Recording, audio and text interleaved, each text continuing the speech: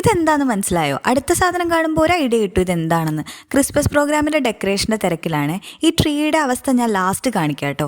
എനിക്കാണെങ്കിൽ പ്രോഗ്രാമിൻ്റെ അന്ന് നൈറ്റ് ഇടാൻ വേണ്ടിയിട്ട് ഡ്രസ്സൊന്നും സെറ്റ് ആയിട്ടില്ലായിരുന്നു. അപ്പോൾ കഴിഞ്ഞ ദിവസം സ്റ്റുഡിയോയിൽ പോയപ്പോൾ ഞാനൊരു ടോപ്പ് ഉണ്ടായിരുന്നു. അപ്പോൾ എന്തോ അതെടുക്കാൻ വേണ്ടിയിട്ട് തോന്നിയില്ല. പക്ഷേ അത് കഴിഞ്ഞ് ആ ടോപ്പിൻ്റെ കാര്യം ഓർത്തിട്ട് എനിക്ക് സമാധാനം കിട്ടിയിട്ടില്ല. അപ്പോൾ അതെടുക്കാൻ വേണ്ടിയിട്ടാണ് ഒറ്റ മൈൻഡിലുള്ളിൽ പോകുക. ഈ ഒരു ടോപ്പ് എടുക്കാൻ വേണ്ടിയിട്ടാണ് 4-5 ആൾക്കാർ പോകുന്നത്.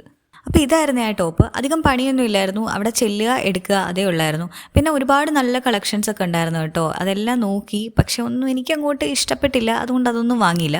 പിന്നെ നേരെ പോയി ഫുഡ് കഴിക്കാൻ വേണ്ടിയിട്ട് വന്നിപ്പോൾ പുറത്തേക്ക് ഇറങ്ങുമ്പോഴത്തേനും ലുക്സ് ഒന്നും നോക്കാറേ ഇല്ല. ആ നിൽക്കുന്ന കോലത്തിൽ നിൽക്കുന്ന നിപ്പിൽ അങ്ങ് പോവുകയാണ്. ഇതാണ് ഇപ്പോഴത്തെ ഒരു ഇത്.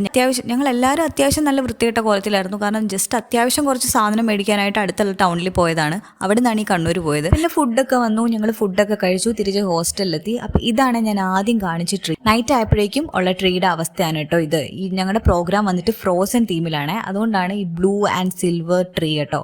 വീഡിയോ ഇഷ്ടപ്പെട്ടാൽ സബ്സ്ക്രൈബ് ചെയ്തോ കേട്ടോ. അപ്പോൾ ശരി, ബൈ.